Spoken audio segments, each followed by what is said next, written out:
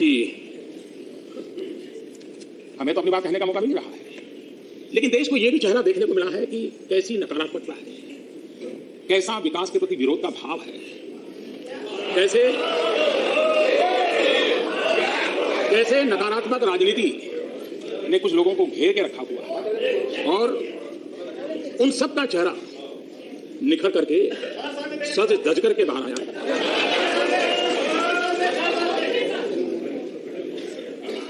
कईयों के मन में प्रश्न है कि अविश्वास प्रस्ताव आया क्यों?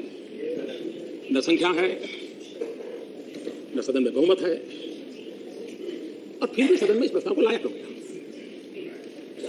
और सरकार को गिराने की इतना ही कावलापन था, तो मैं हैरान था कि सामने इसको 48 घंटे रोक दिया जाए। चर्चा की जल्दी जरूरत नहीं है। अगर अविश्वास प्रस्ताव पर जल्दी चर्चा नहीं होगी तो क्या आसमान फट जाएगा? क्या भूकंप आ जाएगा? क्या न जाने। अगर चर्चा की तैयारी नहीं थी, 48 घंटे और देर कर दो तो फिर लाए क्यों? और इसलिए मैं समझता हूं कि इसको टालने की जो कोशिश हो रही है वो भी इस बात को बताती है कि उनकी क्या कठिनाई है। न मांझी न रहबर, न मांझी न रहबर न हक में हवाएं, न मांझी न रहबर न हक में हवाएं, है कश्ती भी जर्जर। ये कैसा सफर है?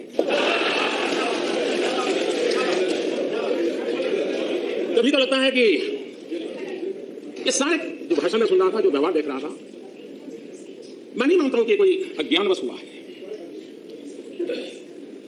और न ही ये झूठे आत्मविश्वास के कारण हुआ है। ये इसलिए हुआ है कि अहंकार इस प्रकार की प्रवृत्ति करने के लिए खींच के ले जा रहा है। मोदी हटाओ। और मैं हैरान हूं आज सुबह भी कि अभी तो चर्चा प्रारंभ हुई थी, मतदान नहीं हुआ था, जय पराजय का फैसला नहीं हुआ था, फिर भी जिनको यहां पहुंचने की उत्साह है,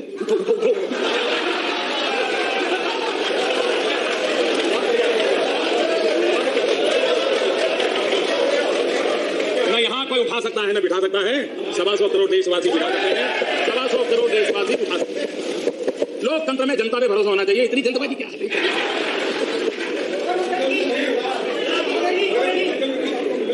और यह अहंकारी है जो कहता है कि हम खड़े होंगे तो प्रधानमंत्री 15 मिनट तक खड़े नहीं हो पाएंगे। आदरणीय अध्यक्ष महोदय जी, मैं खड़ा भी हूं और 4 साल हमने जो काम किए हैं उस पर अड़ा भी हूं। हमारी सोच उनसे अलग है। हमने तो सीखा है सार सार को गही रहे, थोथा दे ये उड़ा।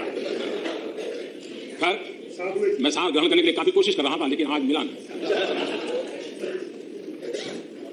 डंके की चोट पर अहंकार यह कहलाता है 2019 में पावर में आने नहीं देंगे। जो लोगों में विश्वास नहीं करते और खुद को ही भाग्य विधाता मानते हैं, उनके मुंह से ऐसे शब्द निकलते। लोकतंत्र में जनता जनार्दन भाग्य विधाता होती है। लोकतांत्रिक प्रक्रियाओं पर भरोसा होना जरूरी है।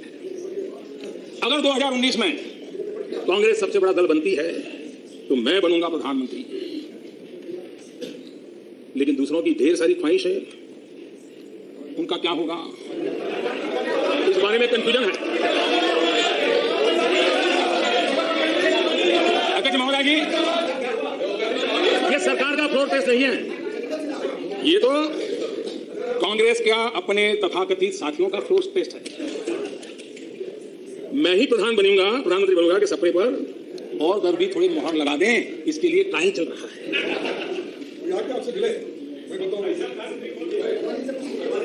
इस प्रस्ताव के बहाने अपने कुनबे को जो जमाने की कोशिश की है, कहीं बिखर न जाए इसकी चिंता पड़ी।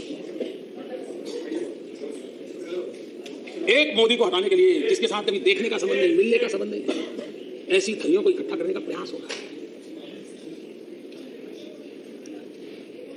मेरी कांग्रेस के साथियों से सलाह है कि जब भी अगर आपको अपने संभावित साथियों की परीक्षा लेनी है तो जरूर लीजिए, लेकिन कम से कम अविश्वास का प्रस्ताव का तो बहाना न बनाइए।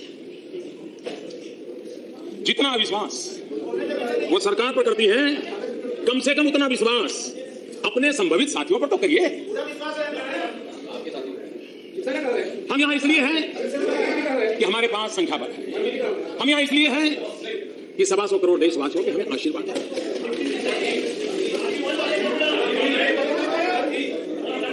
अपनी स्वार्थ सिद्धि के लिए देश के मन पर, देशवासियों के दिए आशीर्वाद पर कम से कम अविश्वास न करें। बिना तुष्टीकरण किए, बिना वोट बैंक की राजनीति किए, सबका साथ सबका विकास, ये मंत्र पर हम काम करते रहे। पिछले 4 वर्ष में उस वर्ग और क्षेत्र में काम जिसके पास चमक धमक नहीं। प्लीज ये मत करो। Narasimha ji, you have to listen. Anurag जी,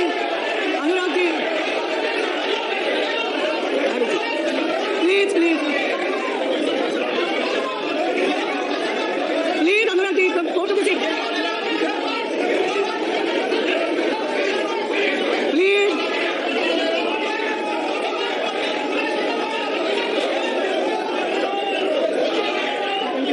पहले भी माननीय अध्यक्ष जी 18,000 गांवों में Please go to your seat. They are not doing it. You go to your seat. I will see. Go to Narasimhan ji. This is not proper. Narasimhan ji, you will have to go to your seat. I will do it. Again. We doing it. You go to your seat. आप तो जाइए, मैं देखती हूँ, देख रही हूँ ना, रिक्वेस्ट कर रही हूँ ना, आप क्यों करें?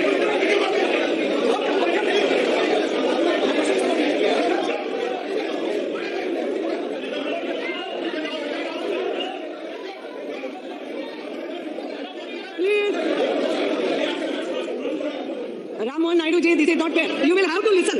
Please listen quietly. Reply तो करना देखना पड़ेगा ना. Please go to your seat. Please go to your seat.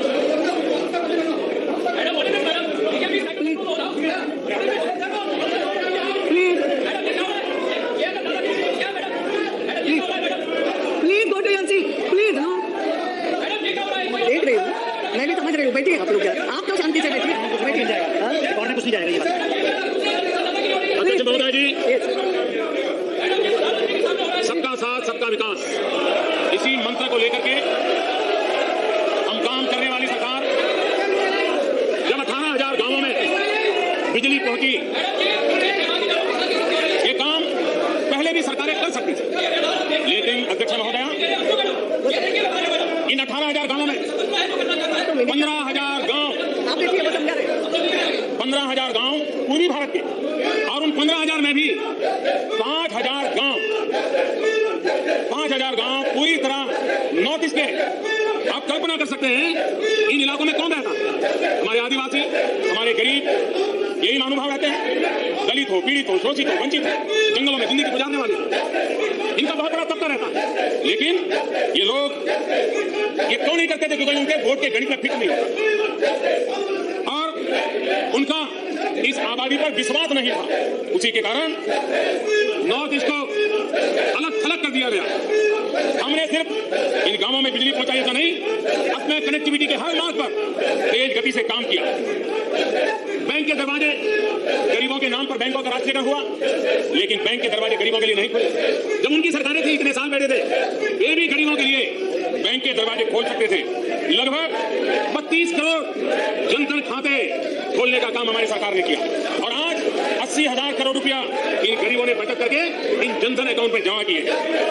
माताओं बहनों के लिए, उनके सम्मान के लिए 8 करोड़ शौचालय बनाने का काम इस सरकार ने किया। ये पहले की सरकारें भी कर सकती। उज्ज्वला योजना से 4.5 करोड़ गरीब माताओं बहनों को आज धुआं मुक्त जिंदगी और बेहतर स्वास्थ्य का काम, ये विश्वास जगाने का काम हमारी सरकार ने किया। ये वो लोग थे जो 9 सिलेंडर की 12 सिलेंडर इसी की चर्चा में खोए हुए थे। उनका अविश्वास के बीच वो जनता को धक्का रहे थे। एक अंतर्राष्ट्रीय रिपोर्ट के अनुसार बीते 2 वर्षों में 5 करोड़ देशवासी भीषण गरीबी से बाहर आए।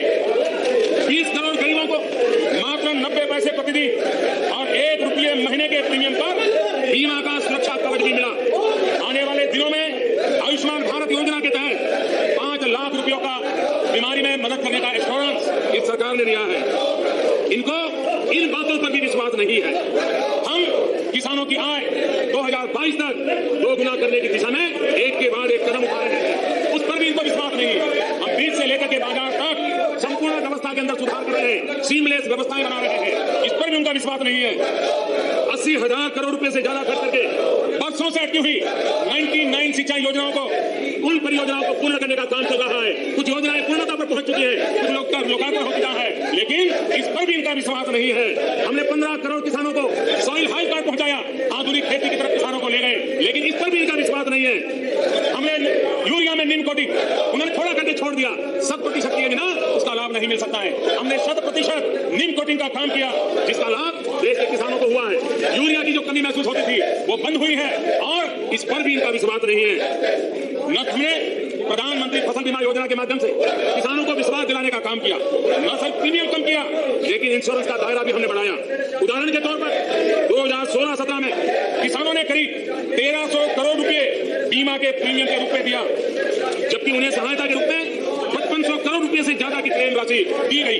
यानी किसानों से जितना लिया गया उससे 3 गुना ज्यादा कल में क्लेम राशि उनको हम पहुंचा दिए, लेकिन इन लोगों को विश्वास नहीं होता। माननीय अध्यक्ष महोदय, एलईडी बल्ब जरा ये बताएं तो सही, क्या कारण है कि उनके कालखंड में एलईडी बल्ब 350, 400, 450 रुपए में बिकता था, आज वो एलईडी बल्ब 40-45 रुपए में पहुंच गया, और 100 करोड़62 आंकड़ा नहीं है, 100 करोड़ एलईडी बल्ब आज बिक चुके हैं। इतना ही नहीं, 500 से ज्यादा अर्बन बॉडीज में 62 लाख से ज्यादा एलईडी बल्ब स्ट्रीट लाइट में लग चुके हैं, और उसके कारण उन नगर पालिकाओं के खर्च में भी बचत हुई है।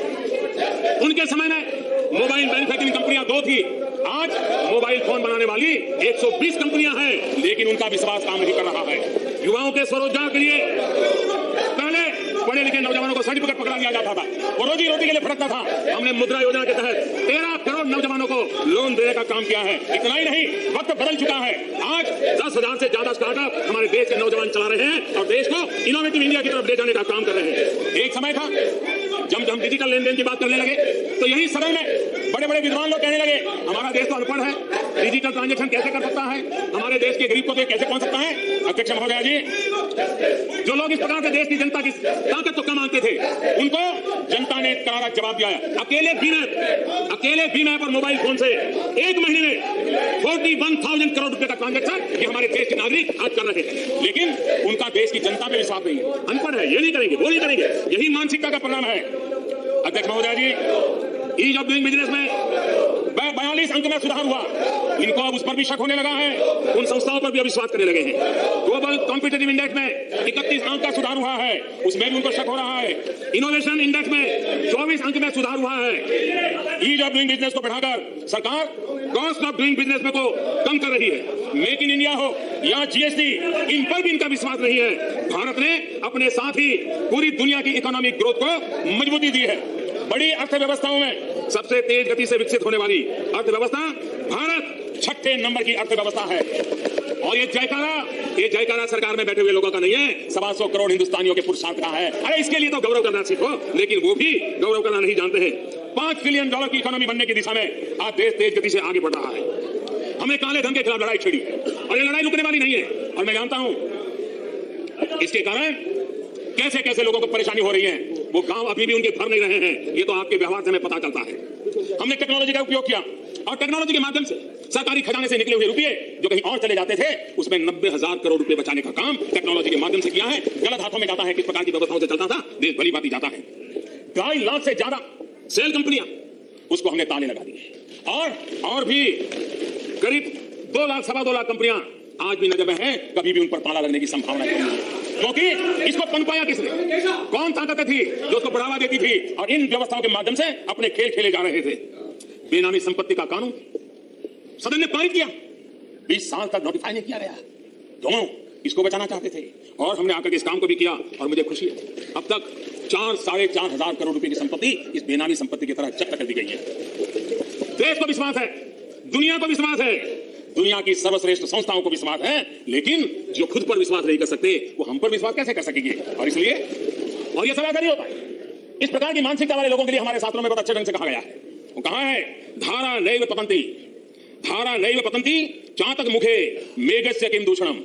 यानी चातक पक्षी के मुंह में बारिश की बूंद सीधे नहीं गिरती तो इसमें बादल का क्या दोष? अध्यक्ष महोदय, कांग्रेस को खुद पर अविश्वास है। ये अविश्वास से घिरे हुए हैं। अविश्वास ही उनके पूरी कार्यशैली, उनकी सांस्कृतिक जीवन का हिस्सा है। उनको विश्वास नहीं है स्वच्छ भारत, उसमें भी विश्वास नहीं। अंतर्राष्ट्रीय योग दिवस, उस पर भी विश्वास नहीं। देश के मुख्य न्यायाधीश, उन पर भी विश्वास नहीं। रिजर्व बैंक, उन पर भी विश्वास नहीं। अर्थव्यवस्था के आंकड़े देने वाली संस्थाएं, उन पर भी विश्वास नहीं। देश के बाहर पासपोर्ट की ताकत क्या बढ़ रही है, या फिर अंतर्राष्ट्रीय मंचों पर देश का गौरवगान कैसे हो रहा है, उस पर भी उनको विश्वास नहीं है। चुनाव आयोग पर विश्वास नहीं, ईवीएम पर विश्वास नहीं। क्यों? क्योंकि उनको अपने पर विश्वास नहीं है। और ये अविश्वास क्यों बढ़ गया? जब कुछ लोग, मुट्ठी भर लोग अपना ही विशेष अधिकार मानते थे, अपना ही विशेष अधिकार मान करके जो बैठे थे, जब एक जनाधिकार में परिवर्तित होने लगा तो जरा वहां पर बुखार चढ़ने लगा, परेशानी पड़ने लगी। क्योंकि जब प्रक्रियाओं को प्रभावित करने की परंपराओं को बंद किया गया तो उनको परेशानी होना बड़ा स्वाभाविक था। जब भ्रष्टाचार पर सीधा प्रहार होने लगा तो उनको परेशानी होनी